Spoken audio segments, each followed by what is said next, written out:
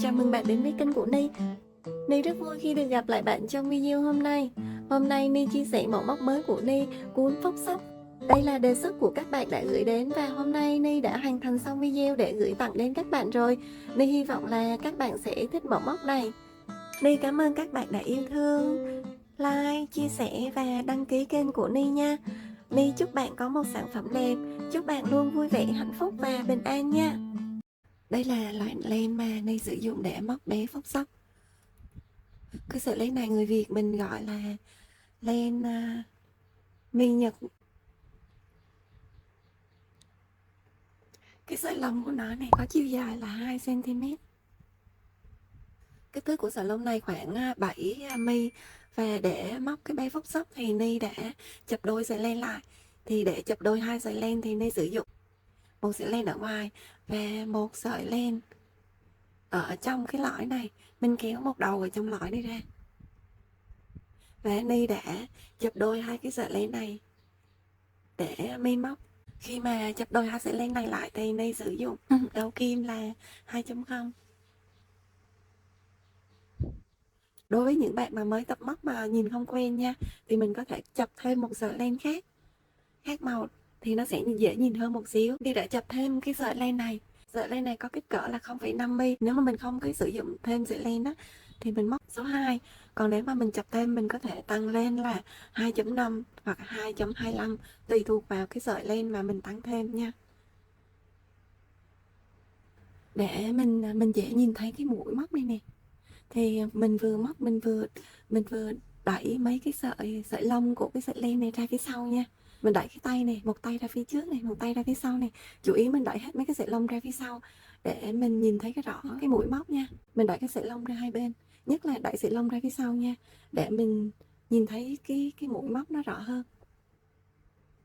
Mình vừa móc này mình vừa đẩy cái sợi lông của cái sợi len ra phía sau này.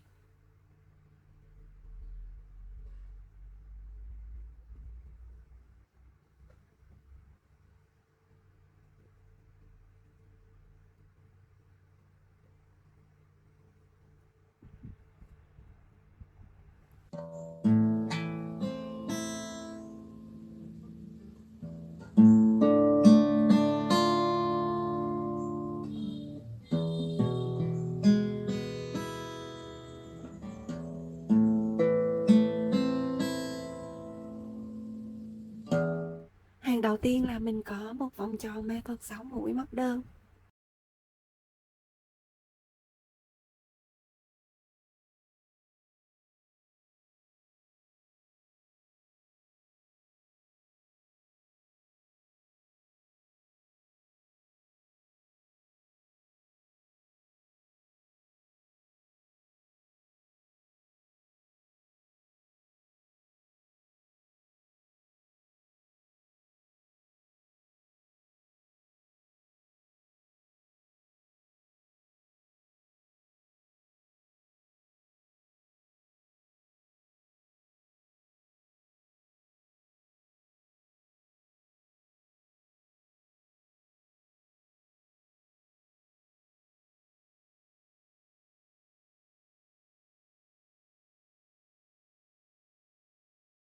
Để kết thúc hàng thứ nhất mình kéo mình rút cái sợi dây ngắn này nè để khép kín vòng tròn. Để kết thúc hàng thứ nhất đi móc một mũi trượt vào mũi móc đầu tiên của vòng tròn ma thuật. Mình đi một mũi trượt vào mũi đầu tiên.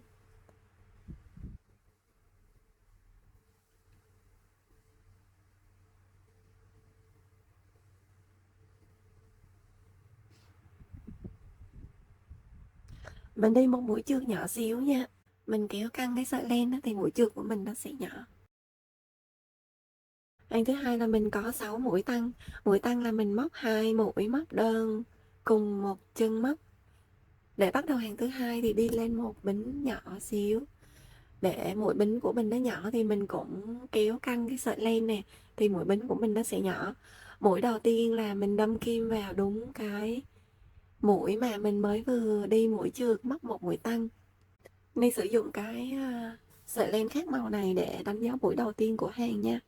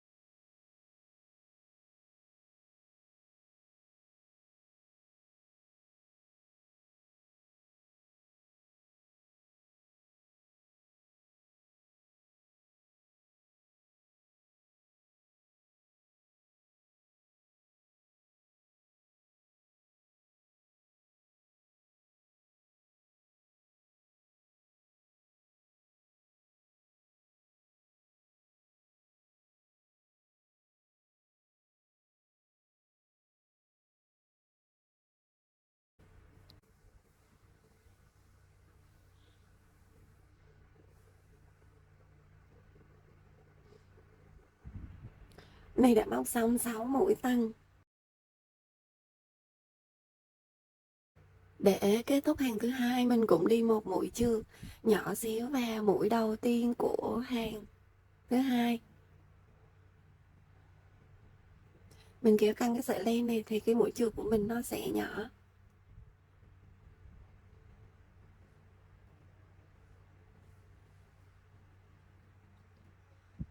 Hàng số 3. Hàng số 3 mình có 11 mũi đơn và một mũi tăng. Để bắt đầu hàng số 3 mình móc một mũi xích nhỏ xíu.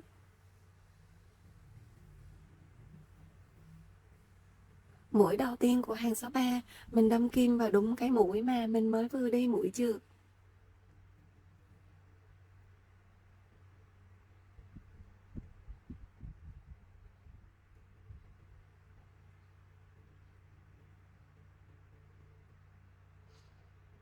Móc một mũi đơn.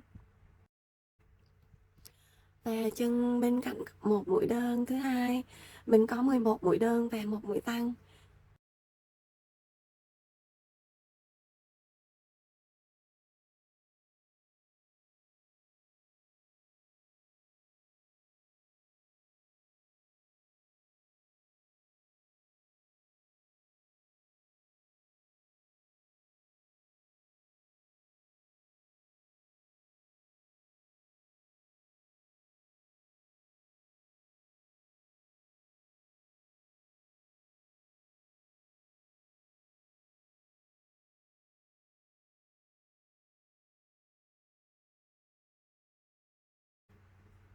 Ni đã móc xong 11 mũi đơn và cái mũi cuối cùng này là mình móc một mũi tăng.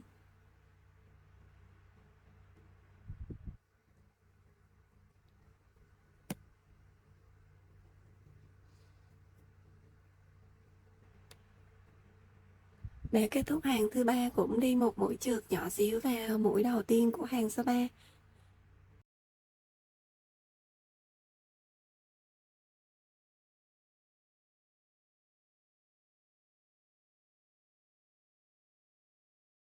Hàng số 4, để bắt đầu hàng số 4 móc một mũi xích nhỏ xíu.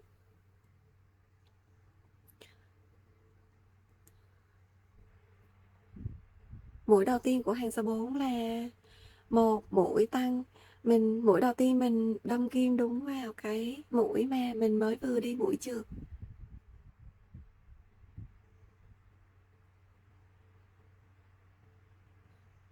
Móc một mũi tăng.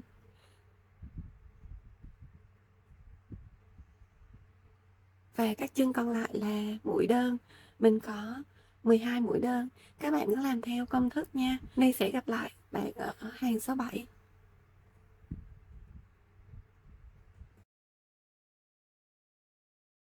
Nay đã móc xong hàng số 6. Cái mặt này nè, cái mặt đây là mặt phải nha, mặt trong đây mặt trái nè. Thì khi mà mình móc á thì cái mặt này của mình nè, nó không có sợi lông nhiều mà sợi lông nó nằm ở mặt sau này. Thì bây giờ để mình lấy cái sợi lông á, để mình lấy sợi lông để mình làm cái cuốn này. Mình sẽ đưa cái sợi lông ở mặt sau này ra ngoài, mình sẽ đưa cái sợi lông ra ngoài nha. Hàng số 7. Để bắt đầu hàng số 7 mình móc một mũi xích. Và mình quay đầu lại. Mình quay đầu lại và bây giờ mình móc từ mặt này nha.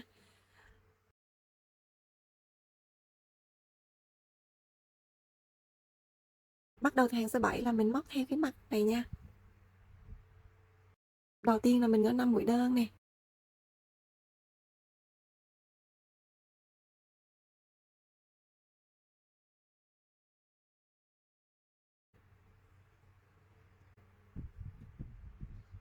Các bạn nhớ bắt đầu từ hàng số 7 mình móc từ trong ra ngoài nha. Từ mặt sau nha. 2 nè. 3. 4. 5. Đã có 5 mũi đơn và tiếp theo là có 6 mũi tăng.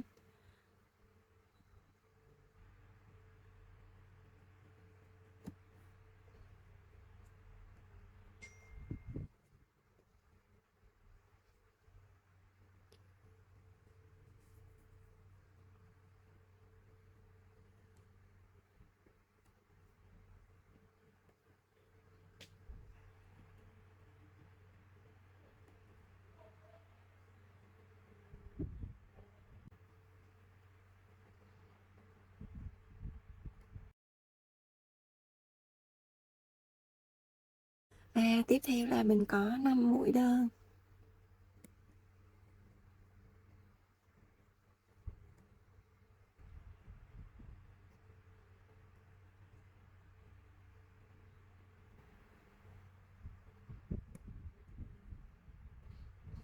Để kết thúc hàng số 7,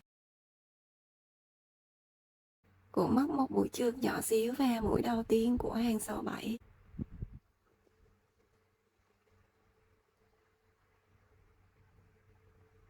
Mình nhớ là bắt đầu từ hàng số 7 trở đi là mình móc theo cái hướng này nha. Mình giữ cái hướng này, mình móc theo cái hướng này nha. Mình móc từ mặt trong ra nha. Để mình đưa cái sợi lông này nó ra ngoài này.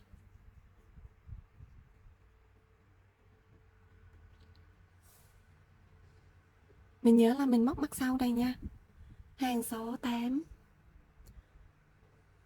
Để bắt đầu hàng số 8, mình móc một mũi xích nhỏ xíu.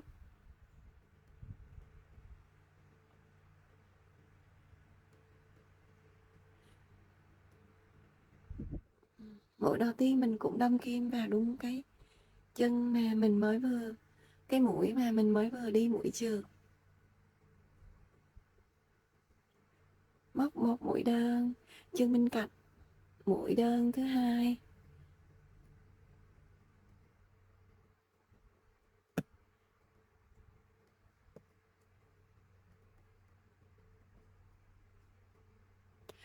Mình đã móc xong 4 mũi đơn. Tiếp theo mình có 2 mũi tăng.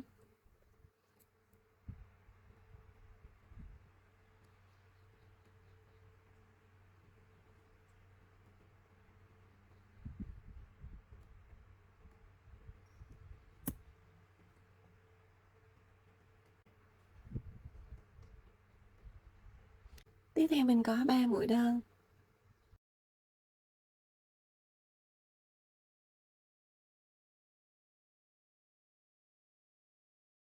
Ni đã có 2 mũi đơn, bây giờ mũi đơn thứ ba là mình đánh dấu với sợi len màu đen này nha, để khi mà lát nữa mình nhớ thì ngay cái chỗ sợi len này mình sẽ gắn con mắt vào.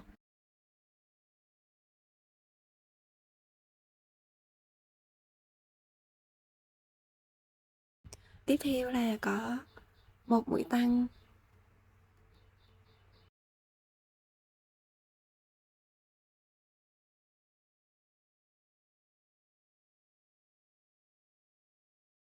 Hai mũi đơn.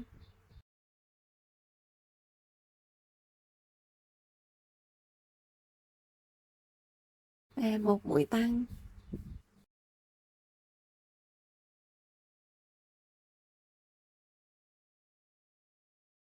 Tiếp theo là mình có 3 mũi đơn. Mình cũng đánh dấu mũi đơn đầu tiên này với cái sợi len màu đen, để lát nữa mình nhớ là ngay chỗ sợi len màu đen này mình sẽ gắn con mắt vào.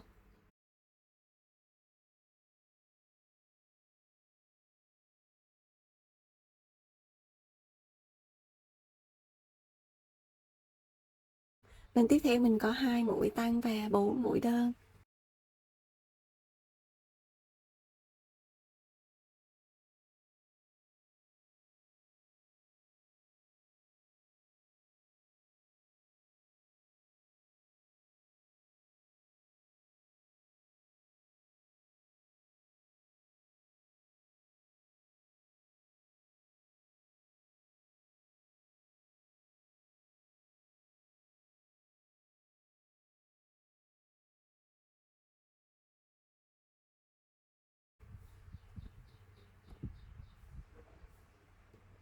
Để kết thúc hàng số 8, cũng móc một mũi chược nhỏ xíu vào mũi đầu tiên của hàng số 8.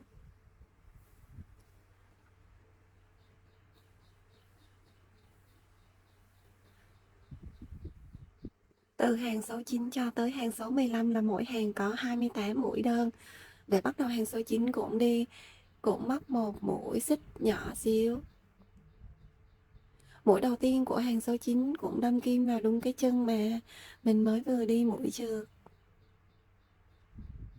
Móc một mũi đơn và các chân còn lại cũng đều là mũi đơn. Các bạn cứ lặp lại cho đến hàng số 15 nha. Ni sẽ gặp lại bạn ở hàng số 16. Các bạn nhớ là mình móc mặt trong này nha, mặt trong này nha. Các bạn nhớ là móc mặt trong nha.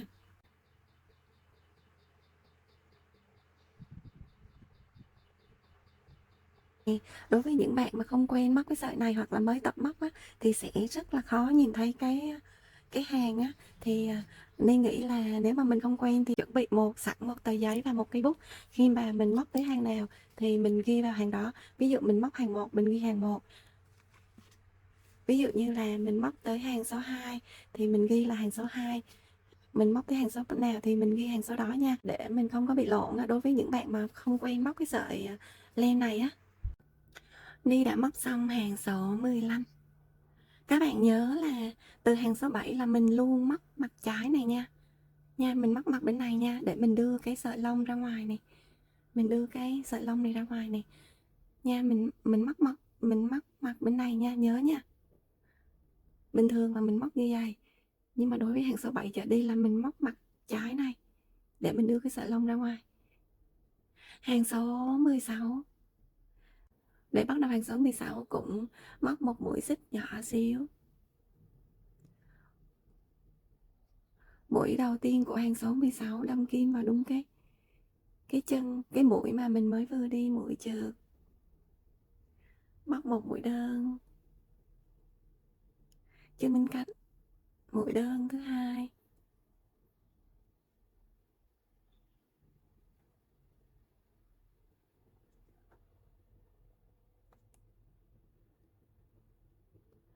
Ni đã móc 4 mũi đơn.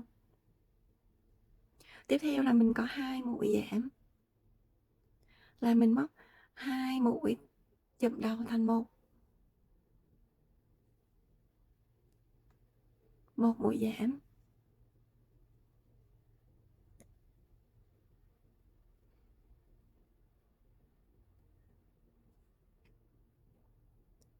Hai mũi giảm. Ni đã móc xong 2 mũi giảm và tiếp tục Ni có 3 mũi móc đơn. Tiếp theo các bạn cứ móc theo công thức Ni để trên màn hình nha. Nhớ là chỉ móc mặt trái này thôi nha.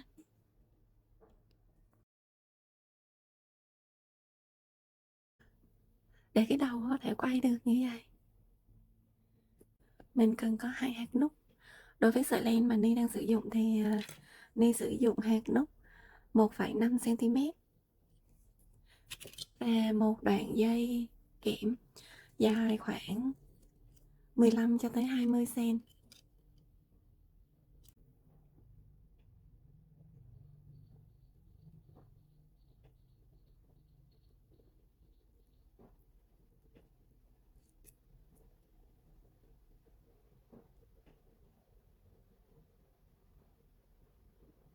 Đặt ở giữa 11 và 12 ngay cái đường kết hàng này nha. Ngay cái đường kết hàng này.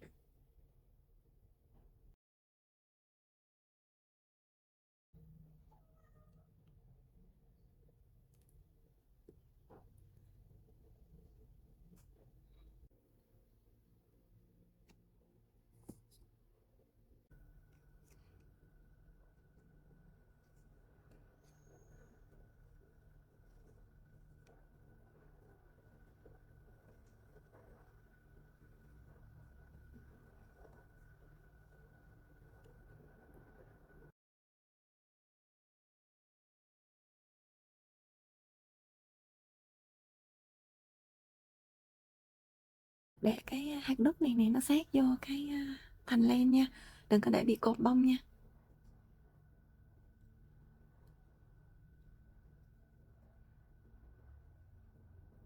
Bây giờ tiếp tục mình móc hàng số 17. Các bạn nhớ là mình móc mặt trong này nha. Nhớ là mình móc theo chiều này nha. Nhớ là móc mặt trái nha. Móc ngược lại theo kiểu móc bình thường nha, để mình đưa cái sợi lông này ra ngoài này.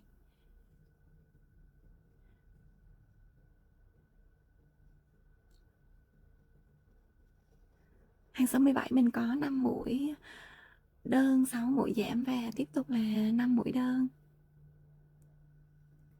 Mũi đầu tiên mình cũng đâm kim vào đúng cái mũi mà mình mới vừa đi mũi trượt, móc một mũi đơn.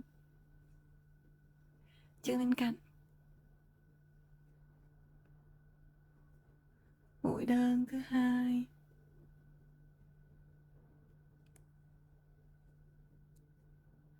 3,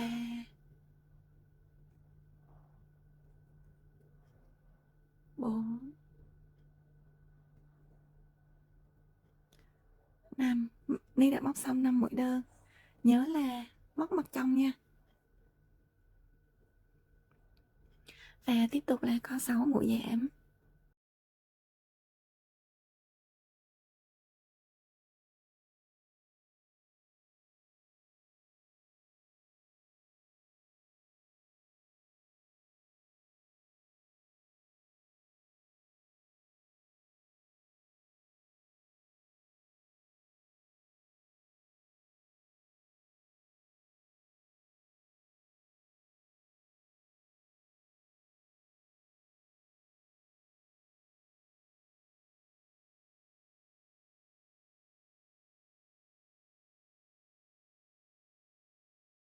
Mũi đầu tiên mình cũng đâm kim vào đúng cái chân mà mình mới vừa đi mũi trượt.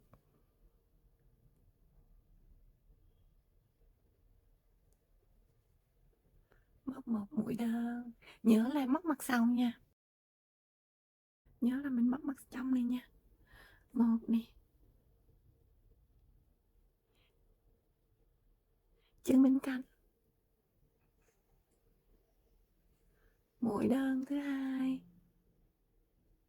và một mũi giảm.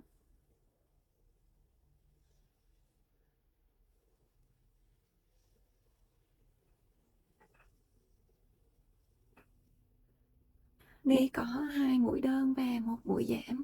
Cái cụm 2 đơn 1 giảm này được lặp lại 4 lần. Ni đã có 1 lần rồi và Ni sẽ lặp lại thêm 3 lần nữa.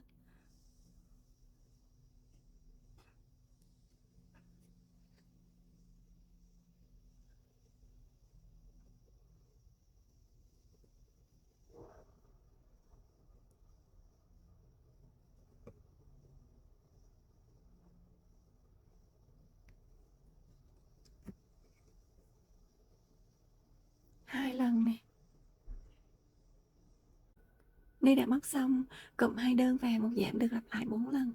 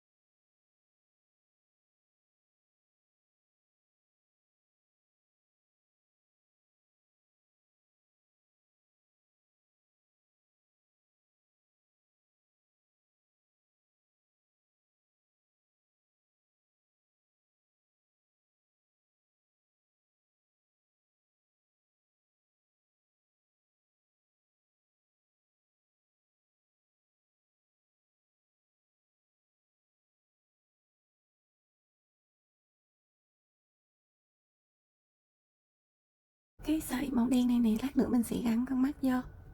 Bây giờ mình tạo hốc mắt ngay đây.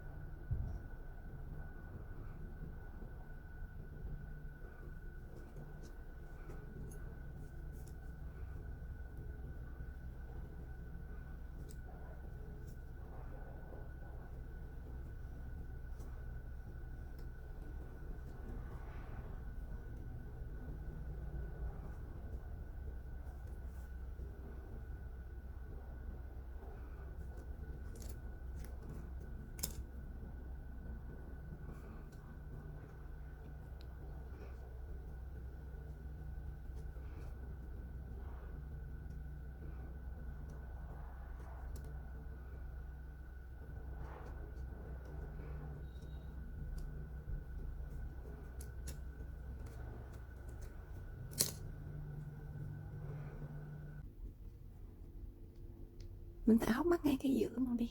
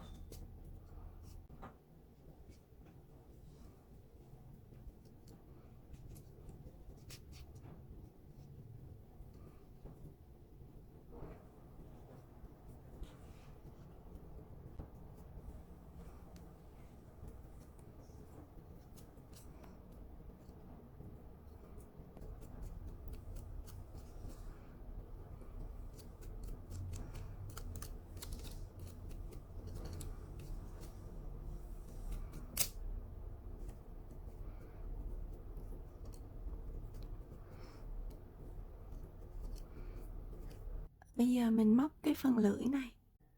Cái phần lưỡi đó mình sẽ gắn ngay chỗ cái hốc mà mình mới vừa tạo nè. Cái này là sợi len 1 mi. Ni cũng sử dụng đầu kim là 1 mi 1.0. Đầu tiên là mình có 4 mũi xích.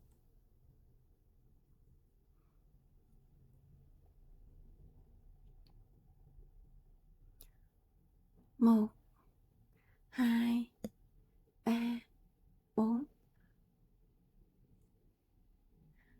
Mũi đầu tiên mình đâm kim vào mũi xích thứ hai. Mũi xích thứ nhất mình bỏ qua nè. Mình đâm kim vào mũi xích thứ hai.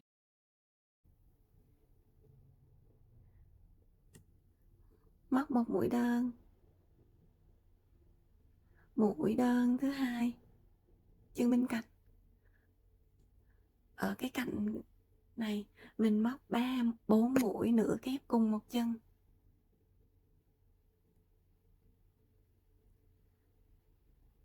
Một nè,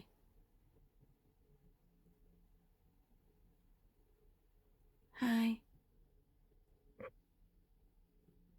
3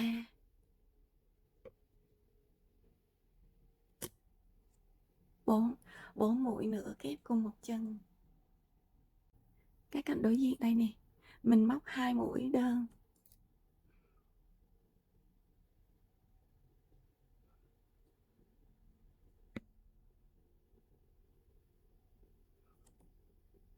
Một,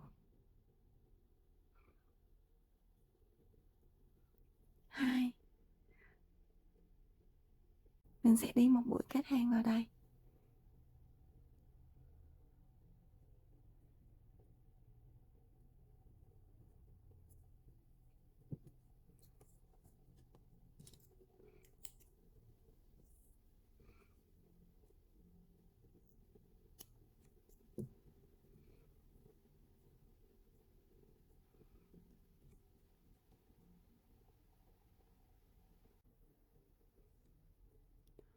Mình sẽ khâu cái lưỡi này vào cái hốc mà vừa nãy mình mới tạo này, ngay đây này, cái hốc vừa nãy này.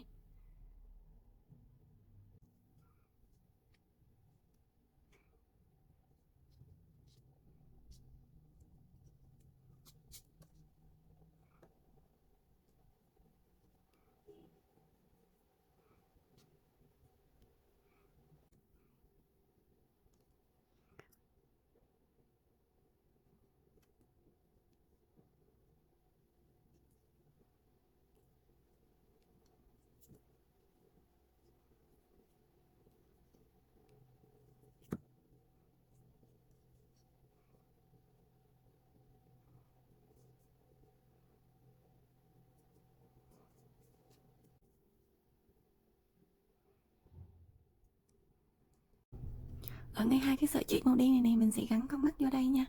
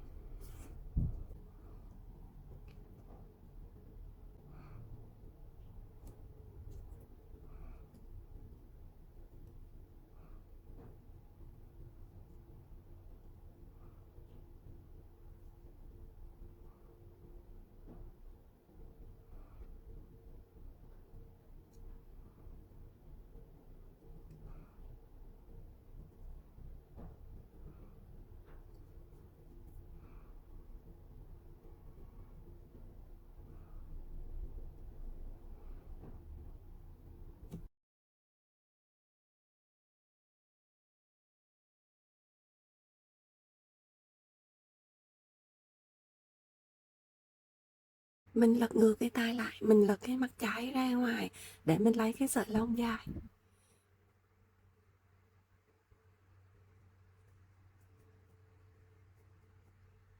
Mặt này mặt trái nha, mình lật mặt trái ra.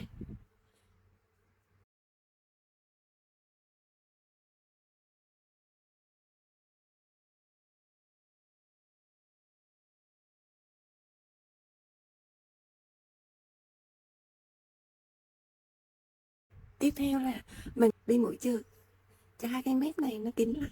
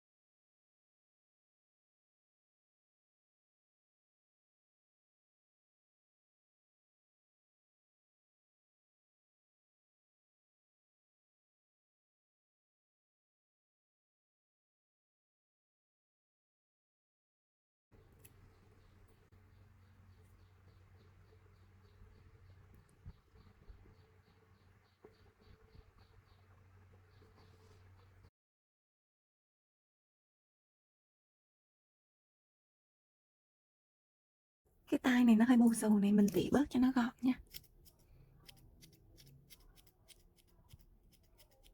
Mình tỉ một tí thôi để lát nữa khi mà mình gắn vô trong cái đầu á, mình sẽ tỉ cho thêm.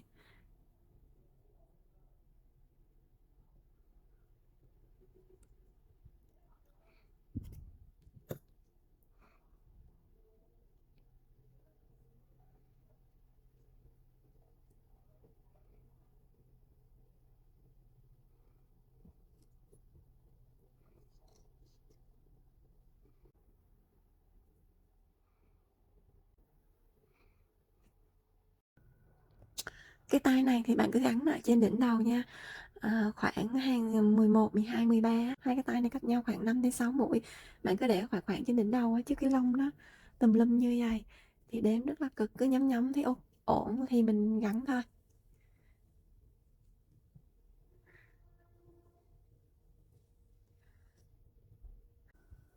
Chưa lại sợi dây cuối cùng của hàng số 19 nha.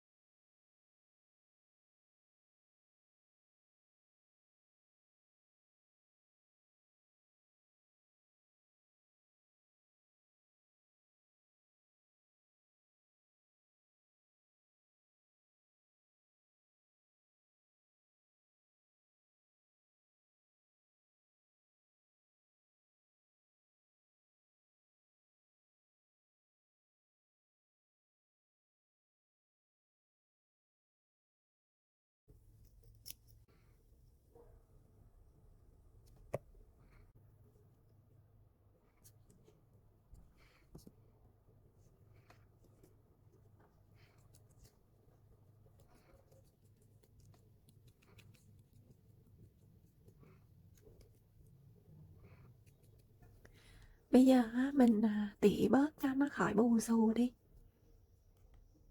Cái tay này mình sẽ tỉ bớt cái phần tay đi. Các bạn cứ tỉ theo ý thích nha, mình tỉ bớt cho đỡ bù xù đi.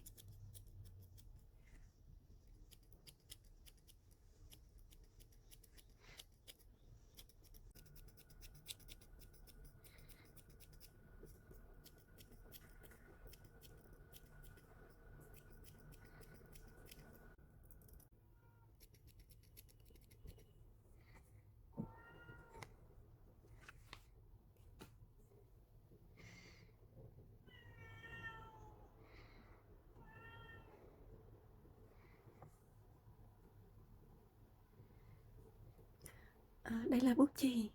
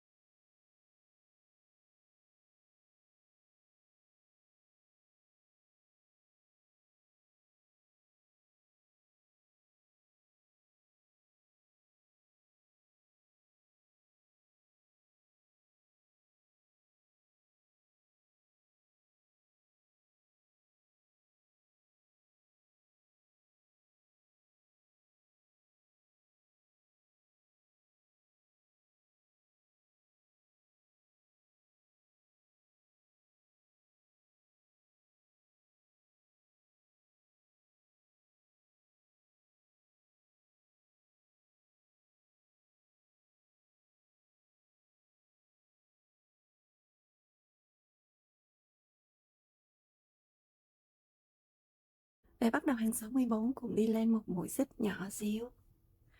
Mũi đầu tiên đâm kim vào đúng cái chân, đúng cái mũi mà mình mới vừa đi mũi chưa. Móc một mũi đơn trước bên cạnh. Mũi đơn thứ hai.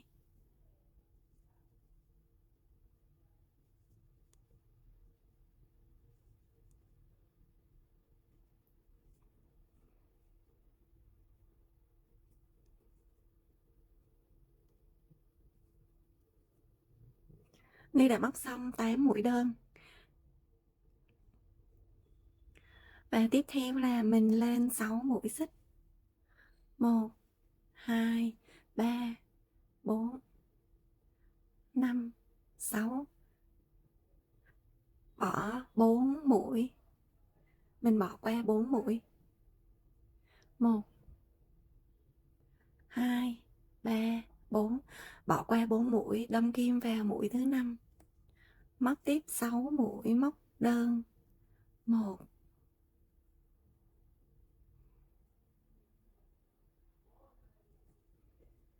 2, 3, 4, 5, 6. Tiếp theo mình cũng lên 6 mũi xích. 1, 2, 3, 4, 5, 6. Bỏ qua 8, bỏ qua 4 mũi. 1, 2, 3, 4. Đâm kim vào mũi thứ 5. Móc 8 mũi đơn. 1,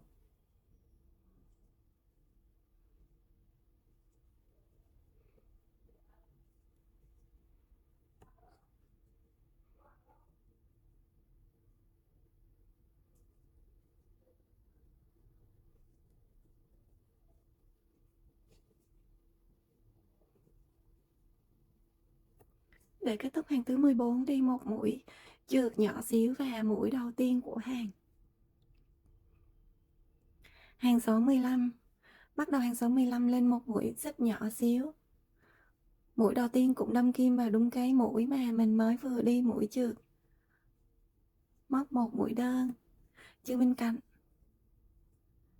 2, 3.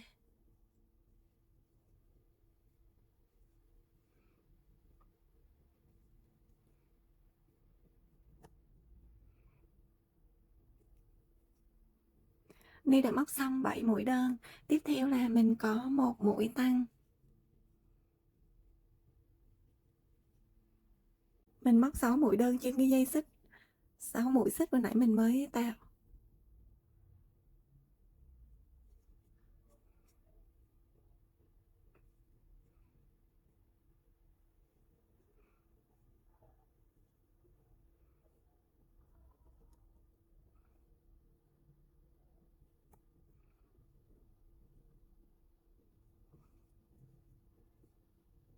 Tiếp theo là mình có một mũi tăng,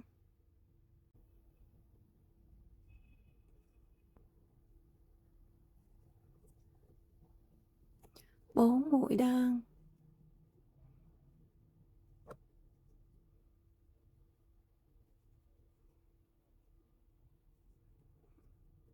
một mũi tăng,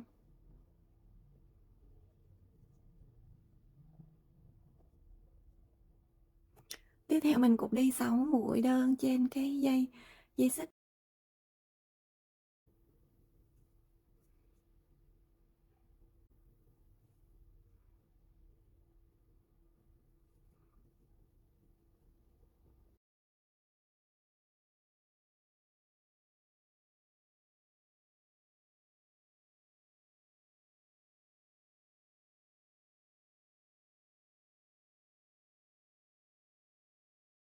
Theo là mình có một mũi tăng và 7 mũi đơn.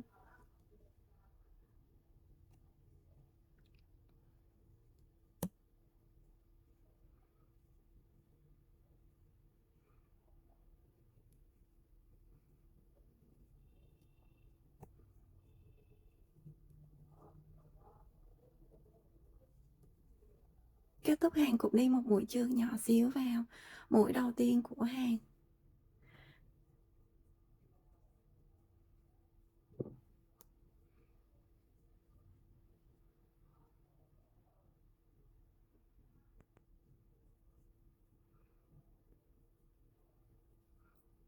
Tiếp theo các bạn cứ làm theo công thức Ni để trên màn hình nha.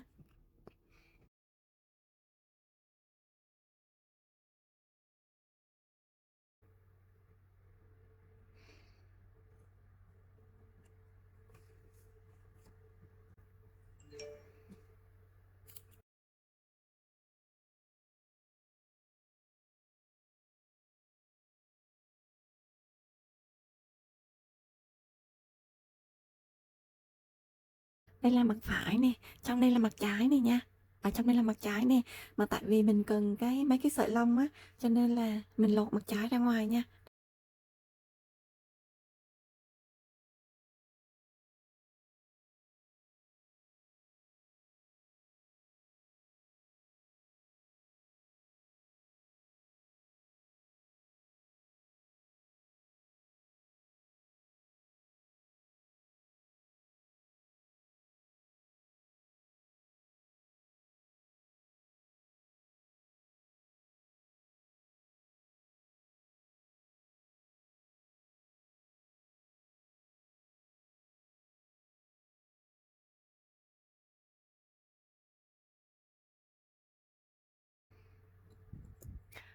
Ở đây mình có hai cái lỗ nè. Bây giờ mình móc hai cái chân trước vào hai cái lỗ này.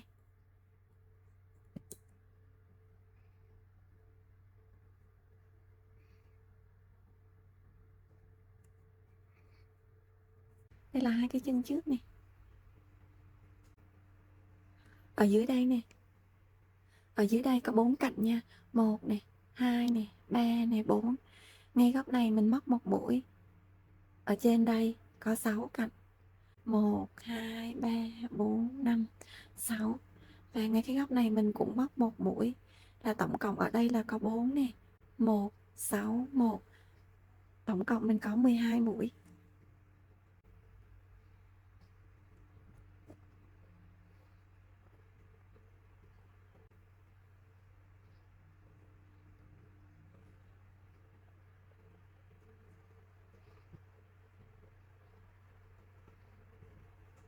Đầu tiên là mình lên một mũi xích. Mũi móc đầu tiên là mình đâm kim vào đúng cái mũi, đúng cái điểm mà mình móc sợi len lên á.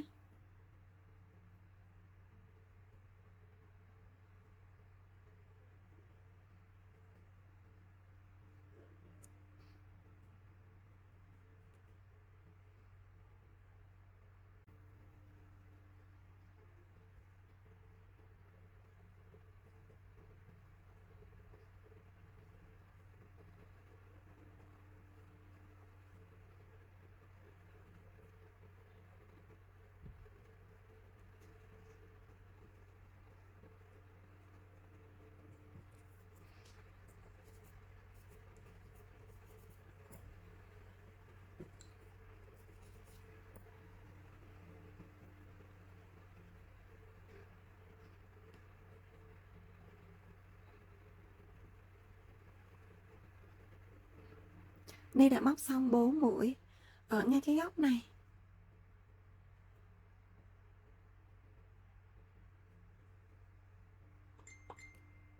Ở ngay cái góc này mình móc một mũi nha.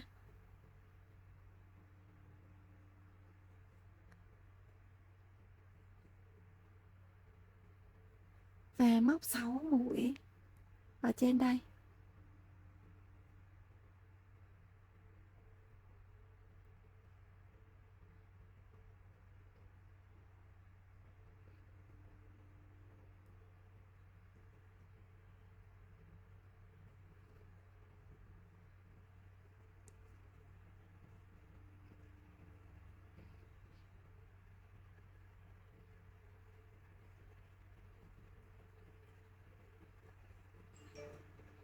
Hai này,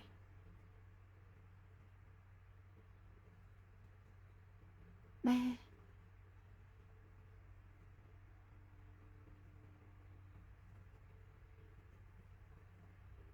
4,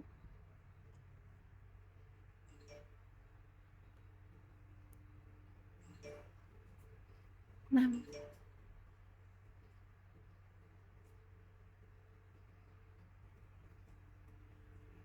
6 mũi. Và ngay cái góc này mình móc một mũi ở đây.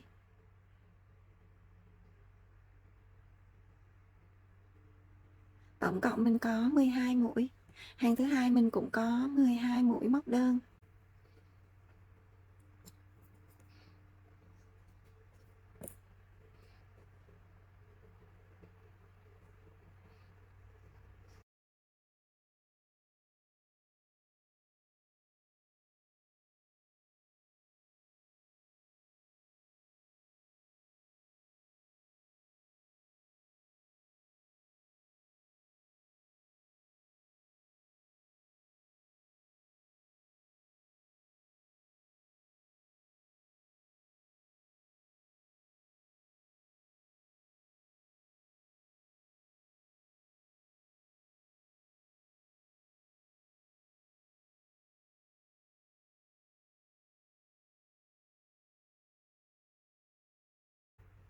Các bạn có làm theo công thức nha.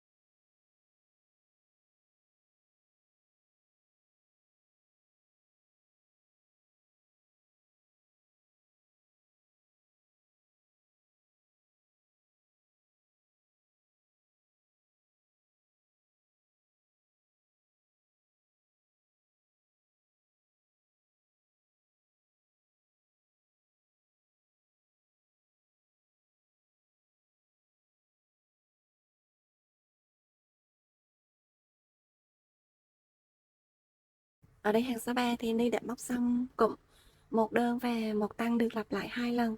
Bây giờ mình có một cụm, một mũi nửa kép và một mũi nửa kép tăng cũng lặp lại 2 lần.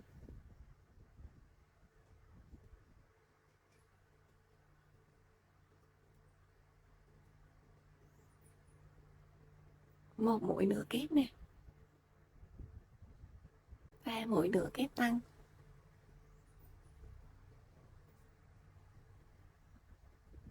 Bạn móc 2 mũi nửa kép cùng một chân.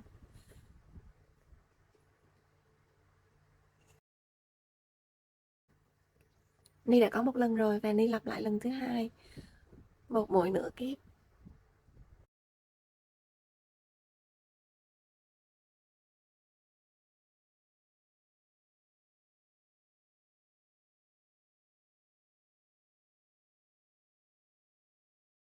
và tiếp tục mình có một cụm một đơn và một tăng lặp lại 2 lần.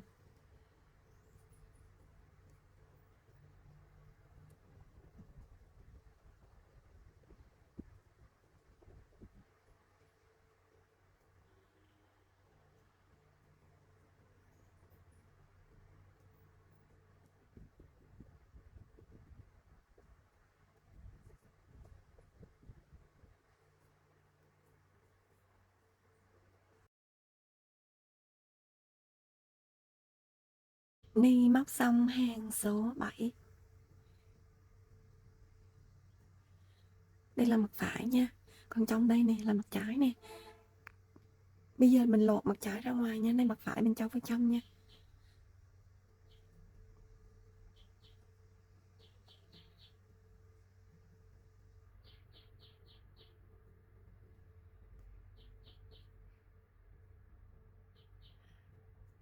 Mình lột cái mặt trái này ra ngoài nha, để mình lấy cái sợi lông của cái len này.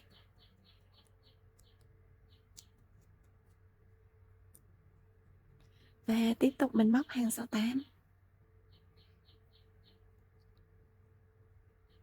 Bây giờ tiếp tục mình móc hàng số 8 ở cái mặt trái này nha. Hàng số 8 mình có một cụm một đơn và một giảm lặp lại 4 lần và một đơn.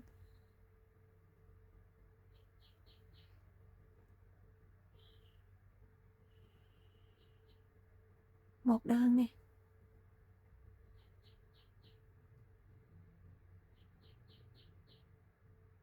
Một giảm nè, một đơn một giảm này lặp lại 4 lần và một đơn.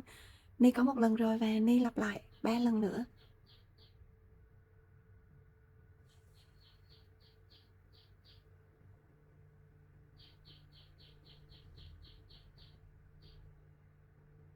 Hai lần nè.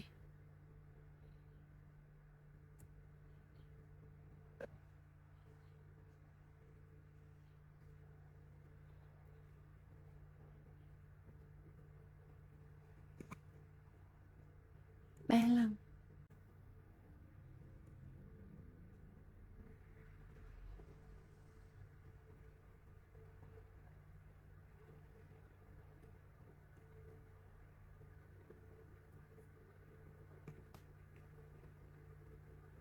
Bốn lần. Ni đã móc xong cụm một giảm, một đơn một giảm lặp lại 4 lần và bây giờ cuối cùng là mình có một mũi đơn. Kết thúc hàng cũng đi một mũi trượt vào mũi đầu tiên của hàng.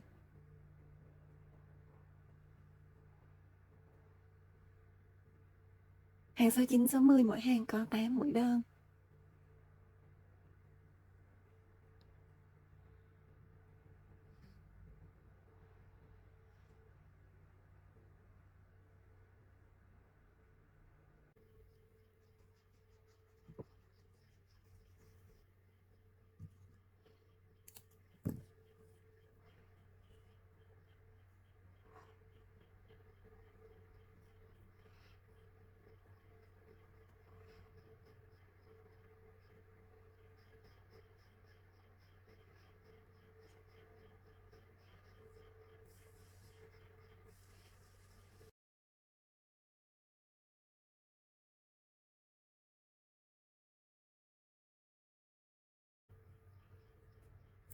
Cái đùi này mình nhồi ít bông thôi nha. Mình nhồi cho nó dẹp dẹp thôi này, đừng có nhồi căng tròn nha. nhổ ít bông thôi cho nó dẹp dẹp như vậy. Cái đuôi này hình thù của nó sẽ như vậy nè, cái hình thù của nó sẽ giống như vậy này nha. Tại cái này nó có cái sợi lông á, mình nhìn không ra cái hình của nó. Sau cái miệng này nè thì mình khâu kín cái miệng này lại. Cái phía dưới đây là đặt ở dưới nha, cái này là đường kết hàng nằm ở dưới nha.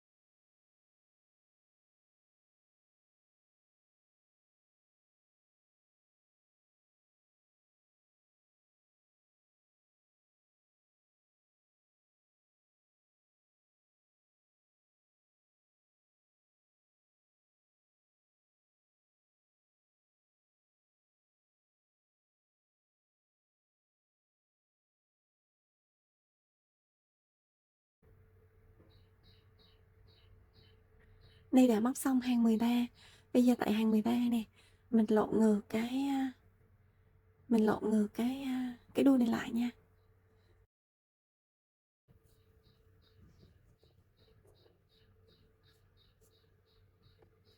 Mình lộn ngược cái đuôi này lại.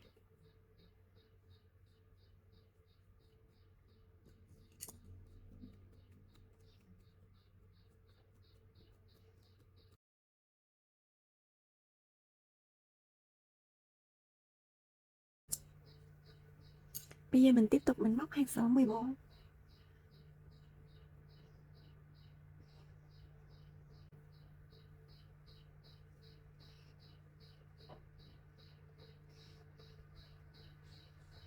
Hàng số 14 mình móc mặt trong này nha. Hàng số 14 có một cụm 4 mũi đơn và một mũi giảm được lặp lại 3 lần. Mình móc cái mặt trong này nha.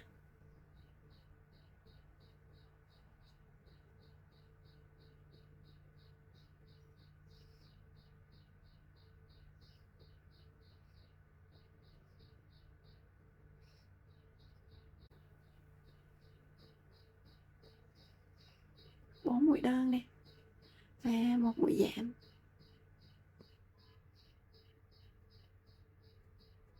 Bốn đơn một giảm này được lặp lại 3 lần. Đi đã có một lần rồi và đi lặp lại 2 lần nữa. Các bạn cứ móc theo công thức đi để trên màn hình nha. Nhớ là móc mặt trong để mình đưa cái sợi lông của sợi len ra ngoài nha.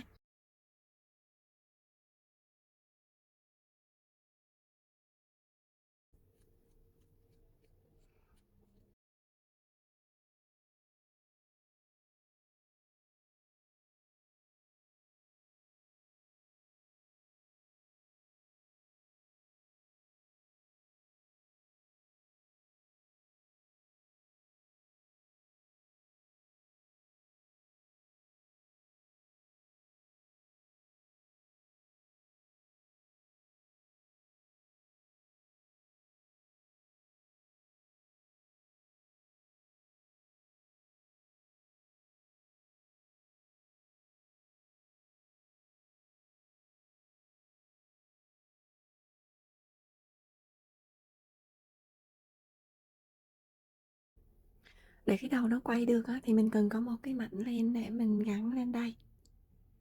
Mình bít cái cổ này lại.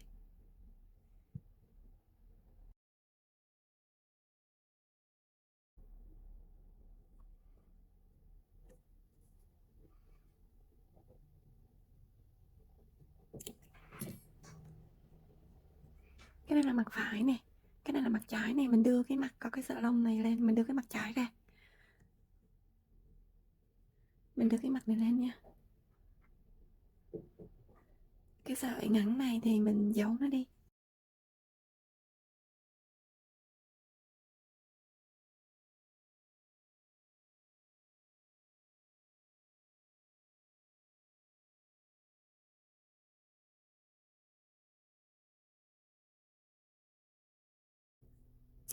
Mình đưa cái mặt này lên trên này.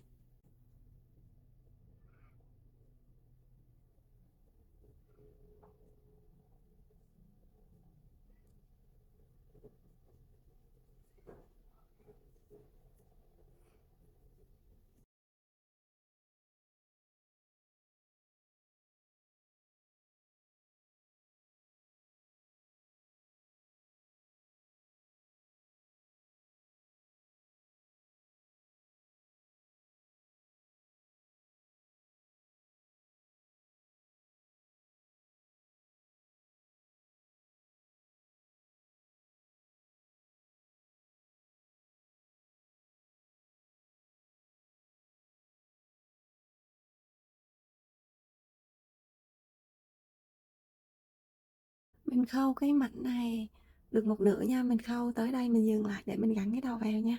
Khâu tới đây rồi dừng lại gắn cái đầu vào.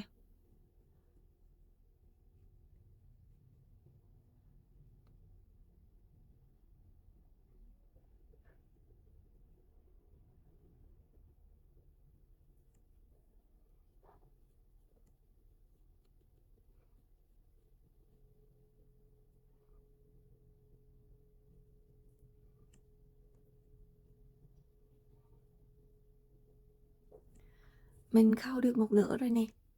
Rồi mình dừng lại nha để mình gắn cái đầu vào.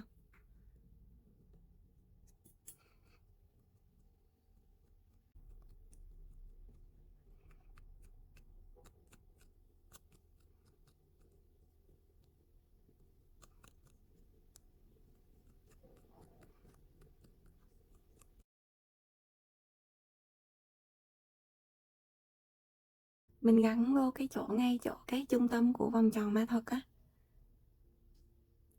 Đây là cái trung tâm của vòng tròn ma thuật nè.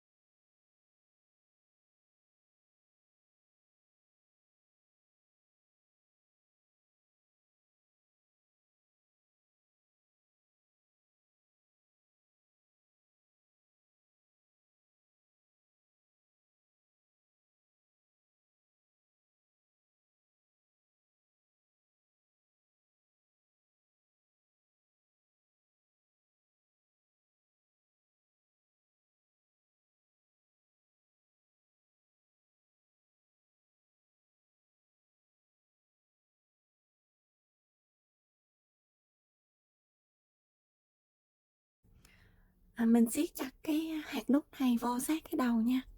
Nè, mình siết chặt cái nút này vô sát cái đầu nha. Siết chặt tay lên.